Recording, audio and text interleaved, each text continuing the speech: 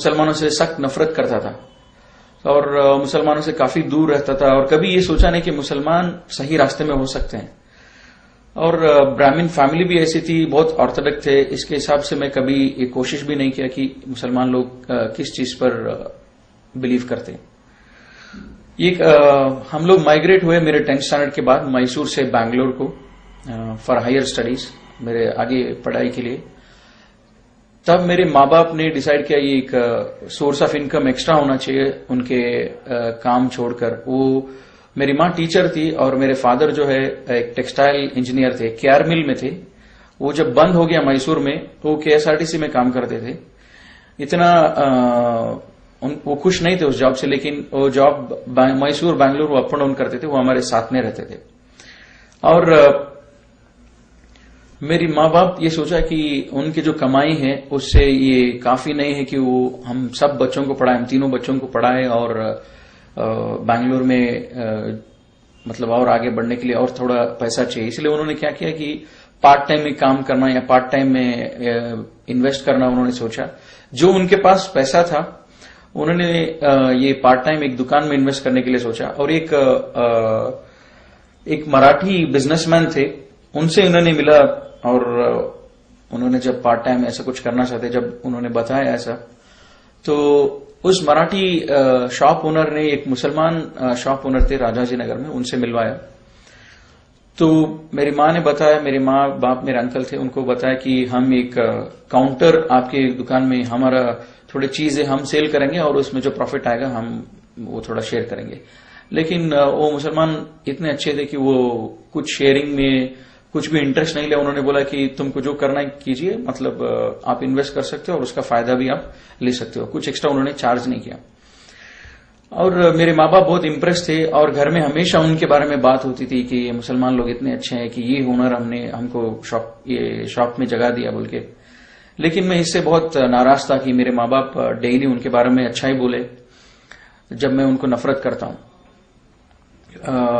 जब मेरी माँ की स्कूल जब ईयरली खत्म होता था, जब उसको 2-3 महीने हॉलिडेज होते थे, तो मेरी माँ इस दुकान पे जाके उनको भी मदद करती थी, उनके लिए भी काम करती थी और उसकी जो इन्वेस्टमेंट थी वो भी बेचती थी।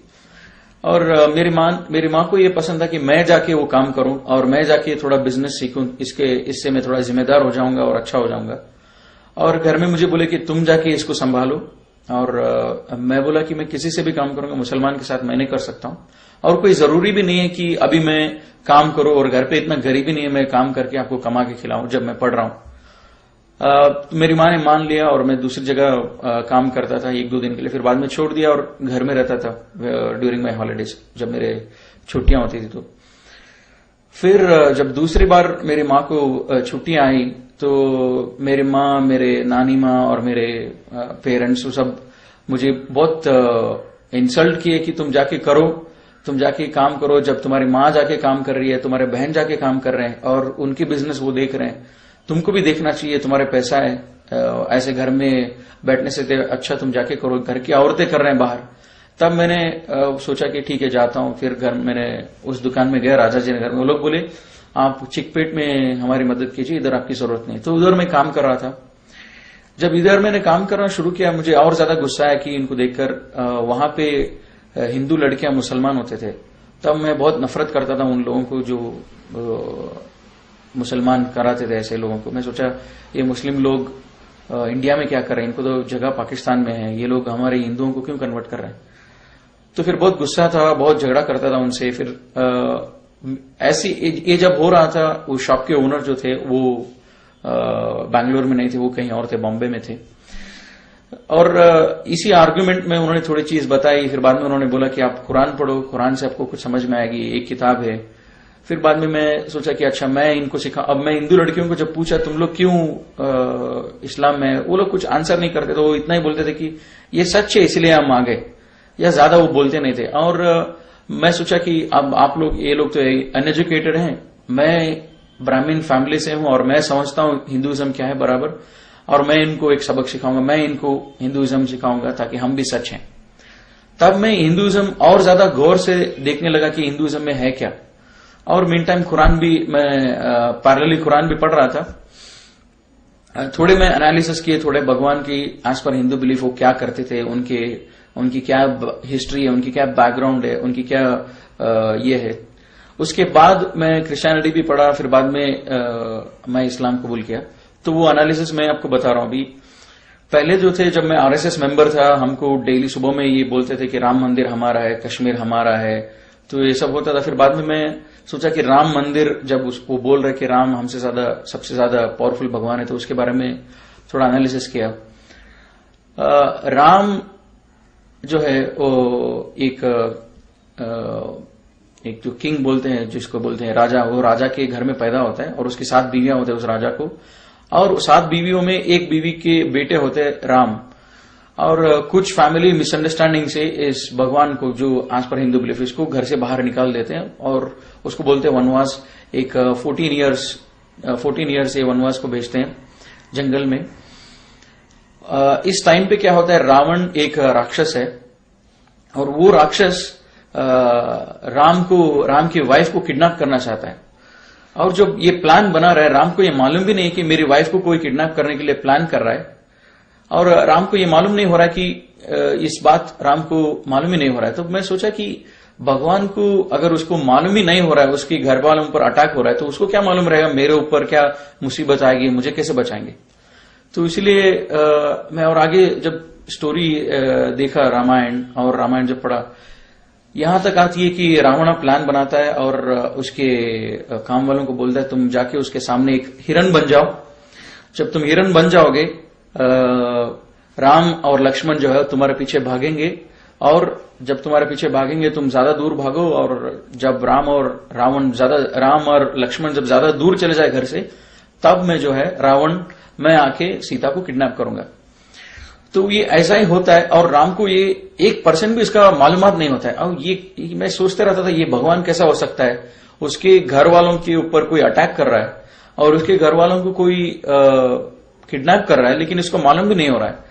और ऐसे ही आता है, रावण की काम वाला जो है वो हिरन बन जाता है, राम उसके पीछे भागता है, लक्ष्मण भी उसके पीछे भागता है, ये बोलकर ये लक्ष्मण रेखा है, इसको पार मत करो, और वो दोनों भागते हैं। अभी इसके टाइम पे क्या होता है, रावण जो है एक भिक्षुक, जो बोलते हैं ये भीख मांगने वाले के वेश में आते, वो उसको सीता को बुलाता है कि मुझे कुछ चाहिए। अब सीता जब बाहर आती है, वो बोलती है मैं ये रेखा से आगे नहीं आ सकूंगी। फिर उनके बाद में डिस्कशन होता है और रावण बोलता है कि आप बाहर आके देना चाहिए कि मैं कोई भिक्षुक नहीं हूं, लेकिन मैं एक अच्छा भिक्षुक हूं। तो सीता उस लक्ष्मण रेखा से पार करती है, पार करके जो है जब जाती है, रावण उसको किडनैप करता है। जब वो किडनैप कर रहा होता है, तब भी राम को और लक्ष्मण को मालूम नहीं होता कि मेरी बीवी मेरे घर पे अकेली है और उसको कोई किडनैप कर रहा है। हाँ, जब किडनैप हो रहा है तभी भी सीता अपने आप को बचाने की भी कोशिश नहीं करती है, वो बहुत मजबूर होती है और वो रावण किडनैप करता है, वो लेके चले जाता है। इसके बाद जो है राम उसको तलाशने के लिए, वो उसको कौन किडनैप किया, उसको वापस लेके आने के लिए वो कितने साल लगा देता है। और ये हनुमान जिसको बोलते हैं, ये उनको बोलते हैं वानर बोलते हैं कन्नड़ा में, इंग्लिश में उसको बोलते हैं मंकीज, उनके मदद से, ये बंदरों के मदद से वो कितने सालों के बाद सीता को वापस लेके आता है। और मेरे दिमाग में यही बात आता था, अगर राम सच्ची में भगवान है तो उसको इन वायुसेना की क्यों इनकी क्यों जरूरत है, ये वानरों जिसको बोलते हैं बंदर, इसकी क्यों जरूरत है। ये खुद जाके लेके आ सकता है। अगर ये भगवान है तो इसकी कोई जरूरत नहीं कि इसको किसी और की मदद की जरूरत नहीं, भगवान खुद अपनी काम कर सकता है। लेकिन इसकी वाइफ को लेके आने के लिए ये बंदरों की मदद से लेके आता है। फिर भी लेके आने के बाद सीता को बोलता है कि मैं लोग तुम पर शक कर रहे हैं, तो इसीलिए तुमको एक टेस्ट करना पड़ेगा, तुम पे एक टेस्ट किया जाएगा, जैसे इसको बोलते हैं कन्नड़ा में अग्नि परीक्षा। वो अग्नि परीक्षा मतलब ये एक आग से तुमको जाना पड़ेगा, जब तुमको हार्म कुछ नहीं होता है इसका मतलब तुम प्योर हो। तो वो आग से निकलती है, फिर बाद में राम उसको कबूल करता है, वो एंड है। तो मैं सोचता था राम हिंदू के हिसाब से वो एक भगवान है और सीता भी एक भगवान है। जब भगवान एक दूसरे के ऊपर भरोसा नहीं करते हैं तो ये बात कुछ समझ में नहीं आती, भगवान के ऊपर क्यों भरोसा नहीं करता है। तो फिर मुझे ये लगा कि एक स्टोरी है। अब जब कुरान पढ़ रहा था, मेरे नानी को और मेरे माँ बाप को जब पूछता था रामायण जो है इसको कौन हमको दिया, रामायण किसने दिया हमको, तो वो बोलते थे रामायण लिखा हुआ है एक ऋषि से, वाल्मीकि जो बोलते हैं वो ऋषि ने लिखा है रामायण। तो ये मैं सोचता था राम, मेरे नानी बोल रही है रामायण लिखा हुआ है। जब मैं उसी को पूछा कुरान क्या है, वो बोलती थी कुरान जो है मुसलमानों के ऊपर उसके भगवान ने उनको दिया है, ये कोई लिखा नहीं है, भगवान ने दिया है। तब मैं सोचा नेचुरली जब ये किताब जो भगवान से है वो ज्यादा पावरफुल रहेगी, जो किताब लिखी हुई है वो ज्यादा वीक रहेगी। तो मैं सोचा भगवान से है कुरान, इसका क्या प्रूफ है, तो मैं तलाश करने लगा और भी एनालिसिस किया। जैसे गणेश है, और गणेश की जब मैं एनालिसिस किया, गणेश भगवान हम इसको मानते हैं जब मैं हिंदू था। अभी पार्वती जिसकी पत्नी है, ईश्वर शिवा जिसको बोलते हैं, ईश्वर एक जो मोस्ट पावरफुल गॉड है, एक मोस्ट पावरफुल सबसे ताकतवर भगवान है, और ये ईश्वर की पत्नी है पार्वती। ईश्वर इतना ताकतवर है, अगर वो तीसरा आंख भी खोल देगा तो वो दुनिया भस्म हो जाएगा, ऐसा सब बिलीफ है। तब तो ऐसी ताकतवर भगवान की ये पत्नी है पार्वती, और वो भी भगवान है, गॉडेस बोलते हैं इंग्लिश में उसको। तो पार्वती उसको नहाना होता है और वो गणेश को बना देती है कि तुम मेरा वॉचमैन रहो। मैं सोचता था इतनी पावरफुल, इतनी ताकतवर भगवान की बीवी को सिक्योरिटी क्या जरूरत है। फिर भी वो बनाती है गणेश को, फिर वो नहाने जाती है, और ईश्वरा जो है घर में दाखिल होता है। उसके घर में जब आता है वो पूछता है गणेश को, तुम कौन हो। तो मैं ताज्जुब हो गया ये पढ़ के और ये देख के भी कि ये कैसा सवाल पूछ सकता है ईश्वर, जब उसको इतना भी इल्म नहीं है उसके घर में क्या हो रहा है। उसकी बीवी ने उस गणेश को बनाया और उसको इल्म में ये भी मालूम नहीं कि इसको कौन बनाया और मेरे घर में ये कब आया। वो आके पूछता है इसको तुम कौन हो। जब ये ताकतवर भगवान है, इसको इतना मालूम होना चाहिए पूरे दुनिया के हर कोने में क्या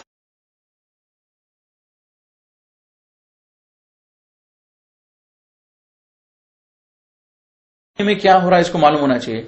लेकिन ये भगवान घर में आके बात करता है और गणेश से पूछता है कि तुम कौन हो। इसका मतलब जब ईश्वरा को उसके खुद के घर में जो हो रहा है वो मालूम नहीं है, तो मेरे घर में या दूसरों के घर में जो प्रॉब्लम्स इस दुनिया में हो रहा है उसको कैसे पता चलेगा।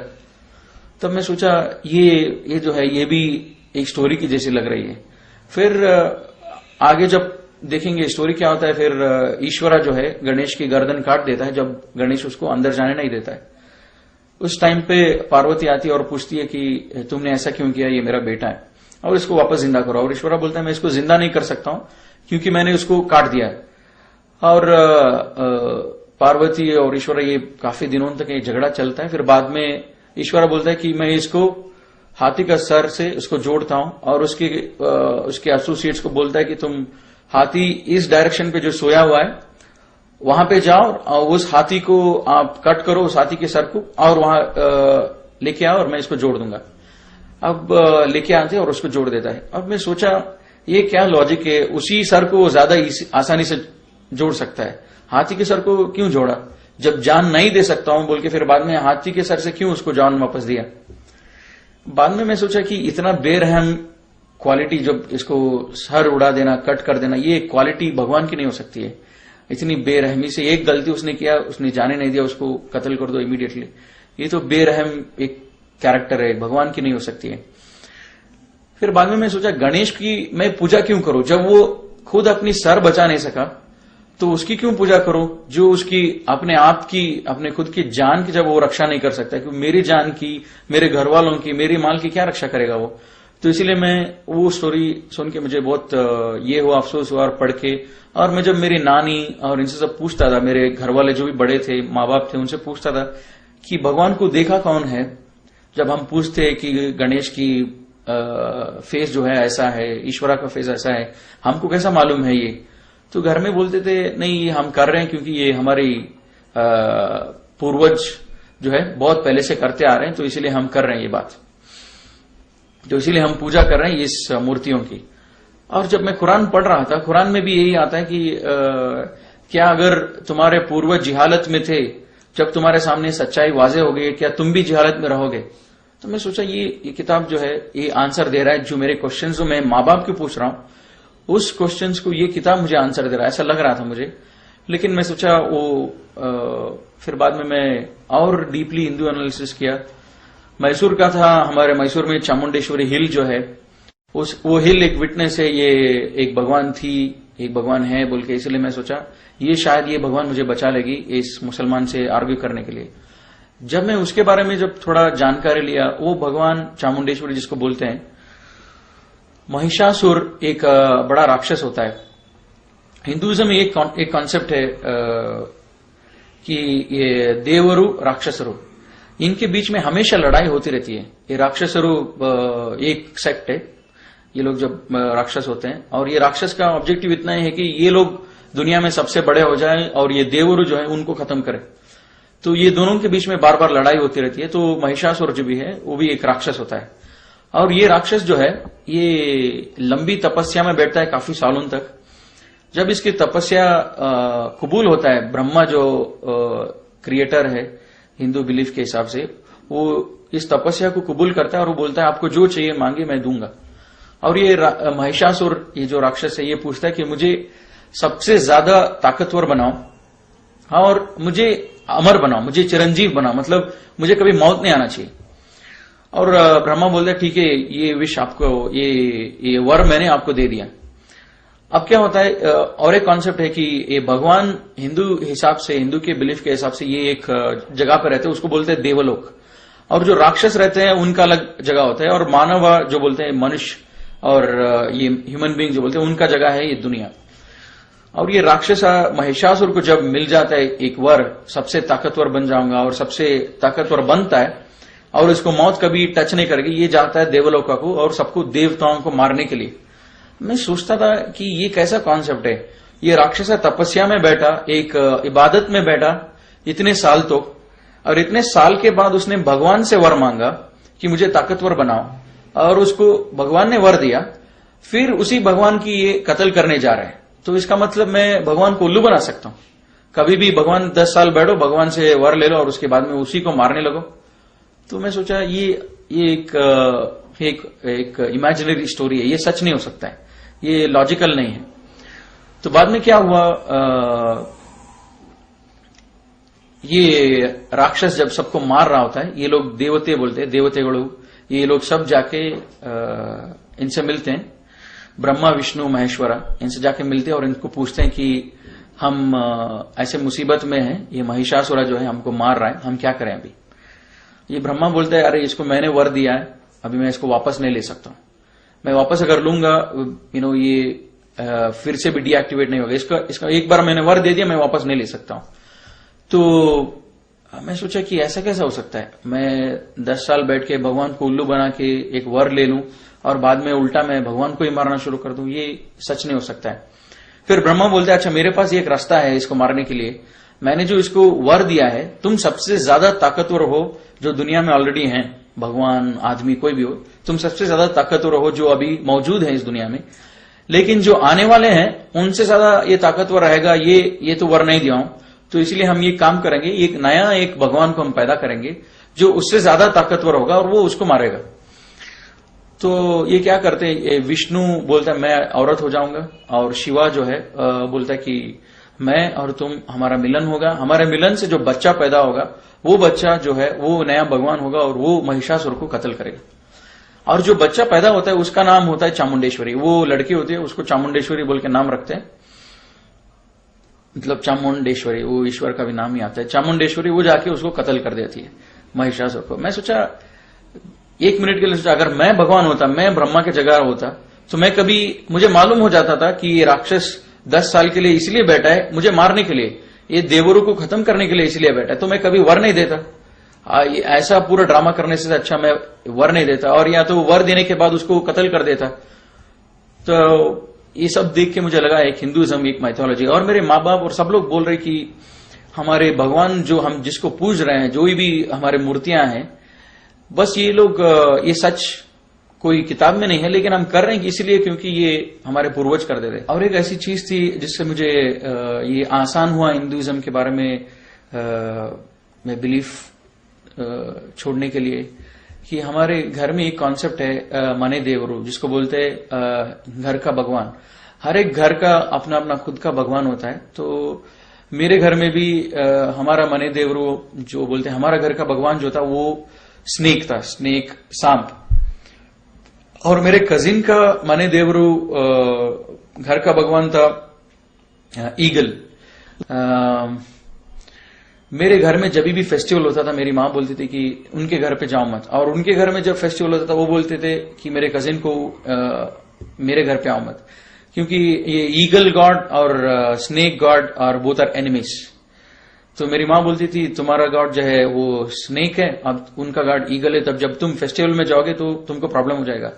मैं सोचता था हाउ इलॉजिकल इट इज, ये तुम क्या बोल रही हो, ये सब मुझे समझ में नहीं आती है, क्योंकि मैं कजिन के घर जाना चाहता हूं और अच्छा खाना खाना चाहता हूं उधर भी, because I want to show my new dresses there, लेकिन तुम बोल रहे हो तुम जाओ मत। ये कैसा हो सकता है, भगवान और भगवान के बीच में दुश्मनी। और अल्लाह ताला कुरान में बोलता है कि इस कायनात को बनाने में अगर एक से ज्यादा लोग होते, एक से ज्यादा क्रिएटर होते, तो बहुत ज्यादा कंफ्यूजन होता है इस दुनिया में। तो मैं ये कंफ्यूजन मेरे घर में ही दिख रहा है, क्योंकि मेरी माँ बोल रही है हमारा घर का भगवान जो है स्नेक है और मेरे कजिन का घर का भगवान जो है वो जो है ईगल है। तो ये भी एक ऐसी चीज थी which help me to I believe more in Islam. ये ऐसे सब चीज थी, और कुरान इसके बारे में लाइव अल्लाह ताला is talking to me in this book. Allah ताला बोल रहा है कि ये अगर इस दुनिया को बनाने में बहुत सारे भगवान होते तो उन भगवानों के बीच में बहुत सारे प्रॉब्लम भी होते। जैसे मैंने देखा रावण और राम और ब्रह्मा, महिषासुरा और जो है ईश्वरा, पार्वती, और ये सब जब देखा मैं, ये भगवान को दूसरे भगवान के बारे में मालूम ही नहीं है, जानकारी नहीं है। एक भगवान एक काम करता है, उसके बारे में दूसरे भगवान को मालूम नहीं है। जब ब्रह्मा ने महिषासुरा को वर दिया, उसके बारे में शिवा को मालूम नहीं, विष्णु को मालूम नहीं। जब ये सब कंफ्यूजन ही है, तो अल्लाह ताला कुरान में भी यही बोल रहा है कि अगर इस दुनिया को और इस दुनिया में अगर एक से ज्यादा खुदा होते, तो एक से ज्यादा क्रिएटर होते, एक से ज्यादा अल्लाह होते, तो बहुत सारे प्रॉब्लम होते। तो मैंने थोड़ा क्रिश्चियनिटी भी पढ़ा। जब मैं 10th स्टैंडर्ड में जब था इंडिया में, मैसूर में, उधर एक पुष्पाश्रम बोल के एक जगह था, वहां पे क्रिश्चियंस लोग, फादर्स लोगों को ग्रेजुएट करते थे। तो उधर मैं क्रिसमस में कभी जाता था, उनकी हम लोग एक टूर के हिसाब से उधर जाते थे और देखते थे। हमारे फैमिली सबको लोग बुलाते थे, हम पूरे माँ बाप के साथ जाके देखते थे। वो जो मूर्तियां रखते थे जीसस की, मदर मेरी की, हम लोग देखते थे। वो उतना इल्म मुझे था, ये लोग क्रिश्चियंस भी जीसस को पूछते हैं। जब मैं थोड़ा ज्यादा जानकारी लिया तब मुझे मालूम पड़ा, ये बोलते हैं Jesus is the only son of God, only begotten son of the God. मतलब जो एक बेटा है, खुदा का बेटा है जो बोलते हैं। मैं सोचा हमारे घर में भी ये बात कभी कभी होती थी कि जब घर में लड़की पैदा होते तो ये लोग खुश नहीं होते थे हिंदूस। हम इनको बेटों की ज्यादा जरूरत होती थी। और जब मैं पूछता था कि बेटे को इतना क्यों अहमियत देते थे, ये बोलते थे कि बेटों से हमारा खानदान आगे बढ़ता है। तो बेटों की जरूरत अल्लाह को क्यों होना चाहिए, कि जब बेटा इसीलिए जरूरी है खानदान को आगे चलाने के लिए या नाम रोशन करने के लिए, जो भी है, लेकिन अल्लाह को बेटा की जरूरत क्यों है? अल्लाह तो स्टार्टिंग भी है, एंडिंग भी अल्लाह ही है, मतलब बीच में कोई नहीं, अल्लाह की सब कुछ है। तब मैं सोचा कि ये क्रिश्चियनिटी का जीसस सन ऑफ गॉड, ये जो भी है जिसको पूछते हैं, और मदर मैरी, ट्रिनिटी का जो भी कॉन्सेप्ट है, ये भी हिंदू के आसपास है, हिंदुइज्म के सेम फिलॉसफी है। तो मैंने क्रिश्चियनिटी को भी मैंने बहुत देर तक एनालाइज नहीं किया, फिर बाद में मैंने वो भी छोड़ दिया। जब मैं कुरान पढ़ रहा था मुझे मालूम हो गया कि इस्लाम सच है, लेकिन मुझे कबूल करने बहुत मुश्किल हो रहा था कि इस्लाम सच है, क्योंकि मैं मुसलमानों को बहुत नफरत करता था और मुझे मेरे फैमिली मुस्लिम्स के बहुत खिलाफ था, मतलब ब्राह्मण कम्युनिटी एज सच। तो मुझे डर भी लगता था कि ये कैसे सच हो सकता है। जब मैं कुरान पढ़ रहा था आगे थोड़ी आयत आई जो मैं आपसे शेयर करूंगा। ये आयत जो है मेरे दिल के अंदर बहुत तकलीफ हुआ, और उसके बाद में मैंने इस्लाम कबूल किया। मैं सोचा अल्लाह ताला कुरान में बोलता है कि मैं हर चीज को माफ करूंगा जिसको चाहिए उसको, लेकिन शिर्क को माफ नहीं करूंगा। तो मैं सोचा मैं शिर्क को छोड़ दूंगा, बाकी सारे चीज मैं करते रहूंगा, क्योंकि शिर्क को छोड़ने के बाद मैं ऐसा कोई गुनाह नहीं कर रहा हूं जिससे मुझे अल्लाह ताला पनिशमेंट दे। तो मैंने शिर्क छोड़ दिया, और मैं सोचा जो भी मैं कुरान पढ़ के मैं जो फॉलो कर सकता हूं मुसलमान नहीं बन के, वो मैं करूंगा। तो मैं शिर्क छोड़ दिया, और घर में झगड़ा शुरू हो गया। घर में पूछने लगे कि तुम शिर्क क्यों छोड़े, मतलब पूजा करना क्यों छोड़े इन बुतों को। और मैं बोला कि मैं आजकल मॉडर्न बन रहा हूं, कॉलेज में जा रहा हूं, और कॉलेज में सब मजाक उड़ाते हैं कि तुम ये नामा सब लगाते हो, कुमकुम सब लगाते हो, इसलिए मैंने छोड़ दिया ताकि मुझे मॉडर्न बनना है। तो मेरी माँ थोड़ा कन्विंस हो गई, तो मैं पूजा छोड़ दिया। और ये सब एनालिसिस जब मेरा पूरा हुआ तो उसी टाइम पर मेरा कॉलेज भी स्टार्ट हो गया, मेरा सेकेंड ईयर चालू हो गया। तो मैं वो दुकान से बाहर आ गया। अब जो है पूरा कुरान पढ़ा, लेकिन पूरा कुरान पढ़ने के बाद मुझे थोड़ी आयत समझ में आई, वो तो शिर्क करना नहीं चाहिए और आखिरत क्या, ये सब समझ में आया था। और हर एक आयत का माना समझ में आया था कि आयत अल्लाह ताला अपने आप को आयत से प्रूव करते कि अल्लाह ताला का एग्जिस्टेंस, अल्लाह के ऊपर यकीन रखने के लिए अल्लाह की आयत को अगर हम सोचेंगे, उसके बारे में गौर करेंगे, तब हमको बिलीव होगा अल्लाह की एग्जिस्टेंस। मतलब अल्लाह हमारे सामने जाहिर नहीं है, मतलब अल्लाह को देख नहीं सकते, लेकिन अल्लाह के आयत को देखकर हम बिलीव करना चाहिए, इतना मुझे समझ में आया था। फिर दूसरी आयत जब मैंने कुरान में पढ़ा, how can you disbelieve in Allah when you are lifeless, we gave you life and we will cause you to die again and we will cause you to life again, we will bring back to life again. तो मैं सोचा, it's not easy for me to believe that on the day of judgment we will be brought back to life। मतलब जब अल्लाह ताला बोल रहा है कि तुम अल्लाह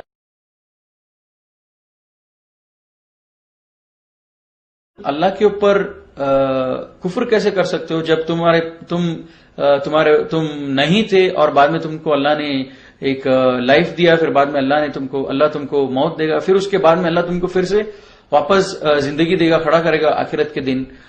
तो मैं सोचा हाँ ये सच है, अल्लाह ताला जो बोल रहा है ये सच है। क्यों 18-20 ईयर्स बैक मेरा एग्जिस्टेंस ही नहीं था, I was not there before I was born. लेकिन ये धरती तो था, मेरे पैदा होने से पहले सेंचुरीज के हिसाब से ये धरती चल रही थी। लेकिन अभी ऐसा कैसा हो सकता है कि how I disbelieve in Allah, Allah says you are lifeless. हाँ मुझे 20-25 years back I was lifeless, मैं नहीं था इस धरती पे। फिर बाद में Allah gave me life, yes Allah gave me life, then afterwards he will cause me to die, we know that we will die, और मैं एक दिन मरूंगा, फिर Allah will bring back me to life again on the day of judgement. And हाँ Allah मुझे फिर से जिंदगी देंगे आखिरत के दिन। जब ये दोनों सच है, मैं जिंदा नहीं था मेरे पैदा होने से पहले, फिर अल्लाह ने मुझे जिंदा किया, अल्लाह ने मुझे लाइफ दिया, फिर मुझे मौत भी देगा अल्लाह ताला, ये दोनों अगर सच है तो तीसरी चीज भी सच है। और this help me to believe in the day of judgement. At the same time हमारे हिंदुइज्म में ये कॉन्सेप्ट है कि पुनर्जन्म जो बोलते हैं कि अगर मैंने ऐसी कोई गलती की है, जो बड़ा गलती अगर मैंने किया, मैं कुत्ता हो जाऊंगा या तो पिग हो जाऊंगा या तो फिर इंसेक्ट हो जाऊंगा या तो फिर बर्ड हो जाऊंगा।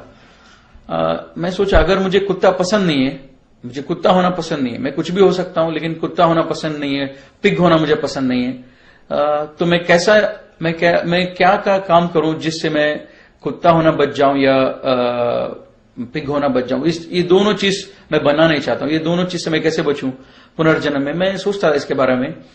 There is no way it communicates, मतलब ऐसा कोई कम्युनिकेशन नहीं है इनके बीच में मुझे मालूम होने के लिए। अगर मुझे मालूम होना चाहिए ये कुत्ता क्यों बना है, ये कुत्ता ऐसे क्या गुनाह किया है, इसका प्रीवियस लाइफ जो था वो एक मनुष्य जन्म था, लेकिन अभी इस जन्म में जो है ये कुत्ता है, इसने क्या गुनाह किया है, ये कुत्ता बना है, मुझे मालूम होना चाहिए ताकि मैं वो गुनाह नहीं करूंगा, मैं वो मिस्टेक्स नहीं करूंगा।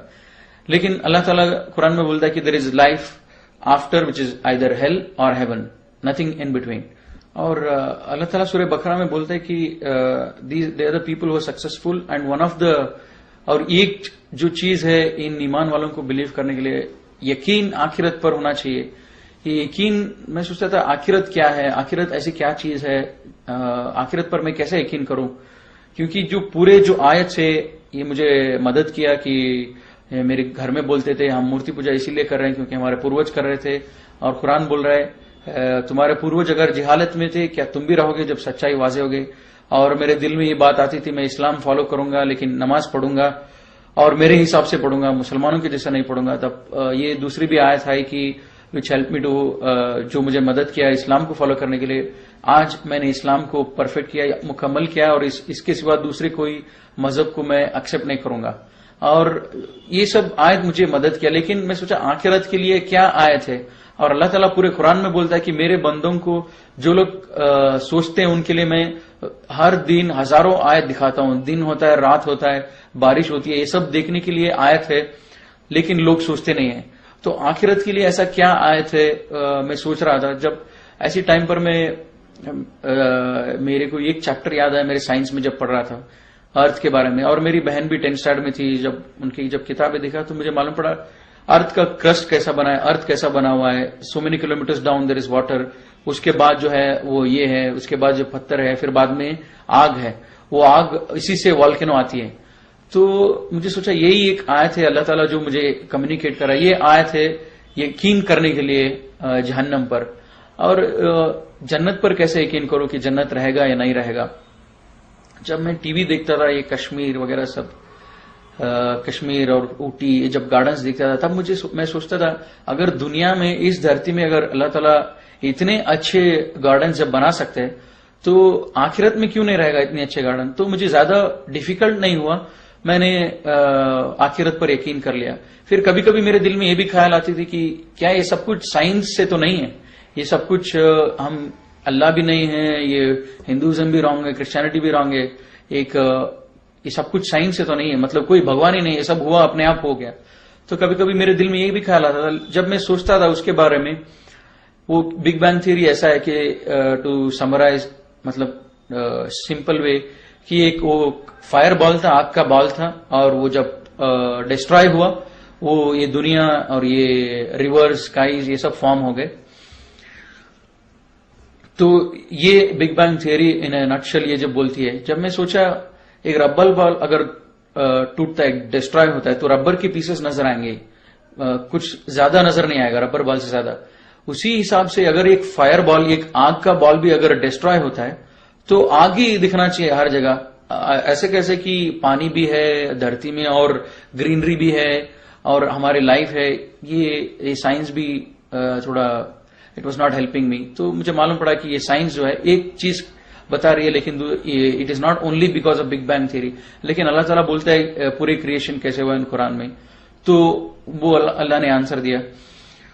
अब जब मेरा कॉलेज स्टार्ट हुआ तब मैं पूरा फुल टाइम उस दुकान में नहीं जाता था, लेकिन सैटरडे संडे उस दुकान में जाता था, क्योंकि उस ओनर से भी अच्छी दोस्ती हो गई थी। वो उनका बिहेवियर अच्छा था, जब हमारा सैलरी टाइम पे देते थे, ज्यादा चीटिंग नहीं करते थे मेरे माँ के बिजनेस में, और हमको सब मदद करते थे, और जो भी दुकान में थे उन सबकी मदद करते थे जब जरूरत हो।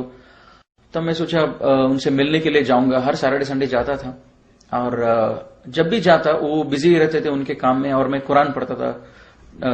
जब कुरान पढ़ता था नेक्स्ट टाइम जब गया मैं, और हमेशा जब भी मैं कुरान पढ़ने फिर से शुरू करता, मुझे डर लगता था लास्ट टाइम मैंने पढ़ा नहीं बराबर, तो फिर से शुरू करता था कुरान पढ़ने बिगिनिंग से, सूरह फातिहा सूरह बकरा फिर से शुरू करता था।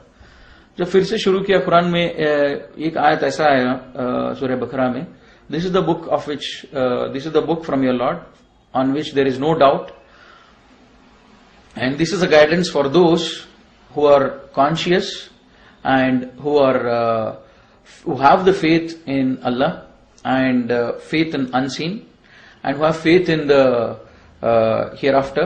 And तो ये आयत एक 6 आयत थी, उससे मुझे डर लग रहा था और मैंने नमाज पढ़ना शुरू किया। वो 6 आयत था, one is we should believe in we should have the consciousness and we should believe in the unseen, which is Allah subhanahu wa ta'ala जो दिखते नहीं है, और एंजल्स और आखिरत उस पर। और दूसरी चीज वो है कि एस्टैब्लिश प्रेयर, और चौथी चीज believe in what is revealed on prophet Muhammad सल्लल्लाहु अलैहि वसल्लम and what was revealed before him. जो प्रॉफिट सल्लल्लाहु अलैहि वसल्लम के ऊपर नाजिल हुआ और उनसे पहले जो नाजिल हुआ उसके ऊपर ईमान लेके आना, ये थी। और जो हमने दिया है आपको उससे खर्च करो, मतलब जकात दो वगैरह, सदका करो। एंड फाइनल चीज था कि आखिरत पर यकीन रखने वाले ये लोग हैं जो रियली सक्सेसफुल हैं, और ये लोग ट्रू गाइडेंस पर हैं, ये लोग जो है सही हिदायत पर हैं। इसीलिए जब ये आयत पढ़ा तब मुझे लगा कि ये आयत के हिसाब से मैं सक्सेसफुल नहीं हूं, कि मैंने शिर्क छोड़ दिया। लेकिन ये आयत बोलता है कि who are conscious and who are believe in unseen and were steadfast in the prayer, were establishing the prayers. अब बाकी चीज ज़कात ये सब तो मेरे लिए इंपॉर्टेंट नहीं था, मतलब मैं उसका एलिजिबल नहीं था। तो मुझे अब जरूरी है कि मैं प्रेयर को एस्टैब्लिश करूं, मतलब मेरे नमाज जो है इसको शुरू करूं। और मैं 2 दिन हो गया मैं घर चला गया और मैं सोचता रहा मुझे अभी प्रेयर पढ़ना है, कैसे पढ़ना है वगैरह सब। अब मैं इन लोगों से मिला जो ऑलरेडी मुसलमान हुए थे, उनसे पूछा कि तुम लोग कैसे नमाज पढ़ते हो। वो लोगों ने एक डायरी दिखाया, ब्लैक डायरी, हम कन्नड़ा में लिखे, इससे सीखे, हम इससे नमाज पढ़ना शुरू किया। तब मैं भी नमाज पढ़ना शुरू किया जब वो लोग जैसे कर रहे थे, लेकिन नमाज पढ़ने से पहले मैंने ये सूरा जब कोशिश किया पढ़ने के लिए, बहुत मुश्किल हो रहा था मुझे। अल्हम्दुलिल्लाह बोलने के लिए भी मुझे बहुत तकलीफ होता था, क्योंकि ये अरबिक जबान इतना आसान नहीं था मुझे बोलने के लिए। तो काफी टाइम लगा ये सूरा सीखने के लिए। जब सूरा सीखता था बीच में मुझे कभी कभी ये ख्याल भी आता था कि मैं मुसलमानों की जैसा नमाज क्यों पढ़ूं। मैं नमाज पढ़ूंगा मेरे हिसाब से पढ़ूंगा, मेरे हिसाब से मैं नमाज पढ़ूंगा, मेरे हिसाब से मैं अल्लाह से मांगूंगा, अल्लाह से इबादत करूंगा, इनकी जैसा क्यों करूं। और ये अरबिक मुश्किल भी है, तो मैं सोचा मैं इंग्लिश में पढ़ूंगा, नहीं तो कन्नड़ा में पढ़ूंगा, पूरे ट्रांसलेशन है, तो अरबिक में क्यों पढ़ना चाहिए। तब मैं ये सोचा, थोड़े दिन में सोचा अच्छा ठीक है ऐसे ही करते हैं। तो मैं फिर से जब गया नेक्स्ट सैटरडे संडे उधर कुरान पढ़ने के लिए, तब सूरह इमरान में मुझे एक आयत आती है, today we have perfected this religion and we have chosen Islam for you. Apart from this religion no other religion is accepted and anybody else follows other than this they are thrown to hellfire. मुझे डर लगने लगा कि पहले दिन मैंने decide किया मैं शिर्क नहीं करूंगा, और जब नेक्स्ट टाइम जब कुरान पढ़ा ये बोल रहा है कि एस्टैब्लिश प्रेयर। अब मैं एस्टैब्लिश प्रेयर करने सोच रहा था। जब एस्टैब्लिश प्रेयर करने के लिए जब पूरे सूरास जब पढ़ रहा था, इतना मुश्किल हो रहा था, मैंने सोचा मेरे हिसाब से मैं नमाज पढ़ूंगा। अब कुरान बोलता है मुझे Islam is the only religion which is accepted. तो मुझे धीरे धीरे डर लगने लगा और ये यकीन आता रहा कि ये किताब जो है एक आदमी लिख नहीं सकता है। जो मेरे दिल के अंदर जो स्ट्रगल हो रहा है, मेरे दिल के अंदर जो दिन रात में सोच रहा हूं कि ये सच है, ये सही है, अच्छा ऐसा करूंगा वैसा करूंगा, ये जो हो रहा है उसके जवाब जो है ये कुरान में मुझे मिल रहा है। और मैं ये बात किसी से बोल नहीं रहा हूं, ये इसका जवाब मुझे कुरान से मिल रहा है। मेरे जिसके दिल के हालत पर कुरान मुझे कमांड कर रहा है कि ये सही है, ये गलत है। तो मुझे डर भी लगने लगा और यकीन होने लगा कि इस किताब को एक आदमी नहीं लिख सकता है। मुझे जो भी बनाया हो, जो बनाया है, मुझे जो बनाया है वही इस किताब को नाजिल कर सकता है। तब मुझे यकीन आने लगा ये किताब जो है अल्लाह की तरफ से है। फिर मैं बहुत मेहनत किया, 3-4 महीने लगे, फिर नमाज पढ़ना शुरू हुआ, सब सूराज लर्न किया, फिर नमाज पढ़ रहा था। और कभी कभी नमाज मेरी होती थी, कभी कभी नहीं होती थी, क्योंकि घर पे मेरे माँ बाप के सामने तो नहीं पढ़ता था। और अभी नमाज तो पढ़ रहा हूं, शिर्क नहीं कर रहा हूं, नमाज पढ़ रहा हूं, लेकिन मैं सोचा अभी ठीक चल रहा है, अब जरूरी नहीं कि मैं और आगे जाऊं। तो मैं सोचा अभी मेरा पढ़ाई कंप्लीट कर लेता हूं, मैं इंजीनियरिंग फिनिश करता हूं, फिर बाद में मैं एमबीए करूंगा, उसके बाद में मैं इस्लाम कबूल करूंगा। तब तक मैं इस्लाम नहीं कबूल करूंगा, तब तक मैं शिर्क छोड़ूंगा और नमाज पढ़ूंगा। ये दो से ज्यादा मैं आगे नहीं बढ़ूंगा। जब नेक्स्ट टाइम मैं जब कुरान पढ़ने लगा, फिर से जैसे मैं शुरू से पढ़ने लगा, सूरह बकरा में दूसरी आयत आती है कि ये लोग किस चीज के लिए इंतजार कर रहे हैं। ये लोग इंतजार कर रहे हैं अल्लाह और अल्लाह की मलाइका को, जब वो आसमान में आ जाए तब तो क़यामत है, मतलब then the matter is settled. तो इंग्लिश में आयत मुझे बहुत लगती थी, what are this people waiting for, are they waiting for Allah to come out with the angels in the clouds, then the matter is settled. इसका मतलब ये था कि ये किस चीज पर इंतजार कर रहे हैं। अगर ये लोग वेट कर रहे हैं अल्लाह के ऊपर यकीन करने के लिए, क़यामत कभी भी आ सकती है। Are they waiting for Allah to come out with the angels. तो अब मुझे और डर लगता था कि जब मैं नमाज पढ़ना शुरू किया, अब कुरान बोल रहा है कि मुझे किस चीज के लिए इंतजार कर रहा हूं। और मैं अंदर ही अंदर ये प्लान किया था, मैं इंजीनियरिंग पढ़ूंगा, एमबीए करूंगा, उसके बाद में मैं घर से बाहर आऊंगा। जरूरत नहीं था घर से बाहर आने के लिए, लेकिन घर के अंदर भी तो नहीं कर सकता था। एक मुझे मालूम था मुझे घर से बाहर आना है। तो मैं सोचा अभी मुझे और ज्यादा स्टेप्स लेना पड़ा, नहीं, और मैं कुरान पढ़ते रहा और मैं घर पे नमाज पढ़ते रहा। मैं सोचा कि मुझे एक रास्ता निकालना चाहिए कि इस्लाम कंप्लीटली फॉलो करने के लिए। और बार बार अल्लाह ताला कुरान में बोलता है कि इस्लाम में पूरे के पूरे दाखिल हो जाओ। और मुझे मालूम था कि मैं पूरा दाखिल नहीं हूं, क्यों मैं शिर्क छोड़ दिया और नमाज पढ़ रहा था बस, और बाकी जो भी इस्लाम की अहकामात है वो नहीं कर रहा था। जुमा को मस्जिद में नहीं जा रहा था, और रोजा जब रखता था कभी कभी रखता था, कभी कभी नहीं रखता था। तो मुझे मालूम था कि मैं इस्लाम में कंप्लीटली नहीं हूं, मुझे कंप्लीटली आने के लिए कुरान बोल रहा है, अब मुझे कंप्लीटली आना चाहिए। फिर बाद में पहला रमजान आया, मैं पहले रमजान में अल्हम्दुलिल्लाह पूरे के पूरे रोजा रखा।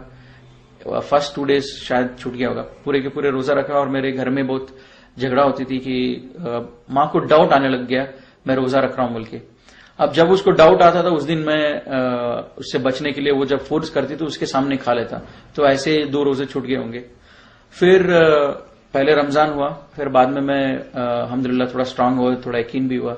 अब घर पे जो बात करने लगते थे हम डेली डिनर पे, लंच पे, जब उनको बताने लगा क्यों अभी जब मेरा प्लान के हिसाब से कुछ भी नहीं होगा, मुझे अभी घर में बोलना चाहिए धीरे धीरे कि मैं इस्लाम में आ रहा हूं, तब मैं घर में बोलने लगा धीरे धीरे कि ये गलत है हम जो कर रहे हैं।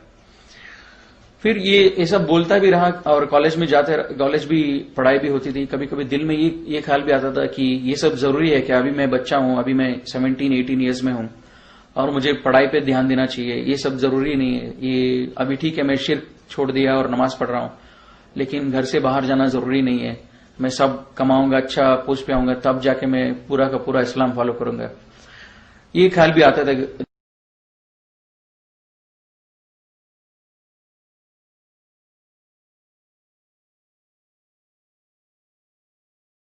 कभी नमाज के लिए भी इरेगुलर हो जाता था। जब घर में नमाज पढ़ने की अपॉर्चुनिटी भी जब होते थे वो नमाज छोड़ देता था कोई भी बहाना लेके। फिर बाद में कभी भी हॉलीडेज आता, सैटरडे संडे, फिर वो दुकान में जाता, कुरान पढ़ता था।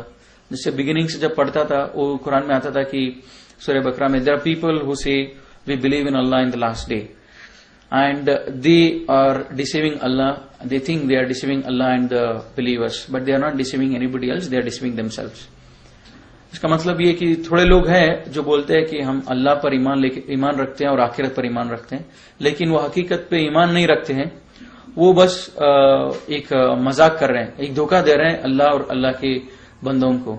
लेकिन ये धोखा किसी और को नहीं, अपने आप को धोखा दे रहे हैं। तब मैं सोचता था कि क्या ये आयत मेरे लिए है क्या, कि क्या मैं अल्लाह को धोखा दे रहा हूं, क्या मैं अल्लाह के बंदों को धोखा दे रहा हूं। तब मैं तुरंत सोचता था कि और जब फॉलोइंग आयत ये आती है, when they are alone with their evil ones they say we were just mocking at them, we were not believers. जब मैं सोचता था इस आयत के बारे में, इतना तो था पहली आयत से मुझे बहुत डर लगता था। They say they believe in Allah but they are not really believers, मुझे डर लगता। लेकिन दूसरे आयत से थोड़ा मुझे ये रिलैक्स होता था, क्योंकि मेरे साथ कोई ऐसे नहीं थी to say that I am just mocking at them, तो मैं थोड़ा सेफ होता था। लेकिन मेरे दिल के अंदर जो एक केयरलेसनेस था, जो स्टेडफास्ट नहीं था दीन से, ये आयत मुझे बहुत लगता था। और फिर बाद में मैं नमाज बराबर ट्रैक पे पढ़ता था, टाइम पर पढ़ता था। फिर बाद में क्या हुआ, फिर से मैं कॉलेज वीकडेज आते थे, कॉलेज जाता था, फिर सोचता था इसके बारे में। फिर कभी कभी बैकसीट ले लेता कि ये जरूरी नहीं है, मेरे करियर जरूरी है, मेरे को अच्छा मार्क्स लेके आना है, ये सब जरूरी नहीं है। फिर एक दो आयत ऐसी मैं पढ़ा, फिर बाद में दैट चेंज्ड माय लाइफ। फिर बाद में मैं घर में ओपनली डिस्कस करने लगा इस्लाम के बारे में।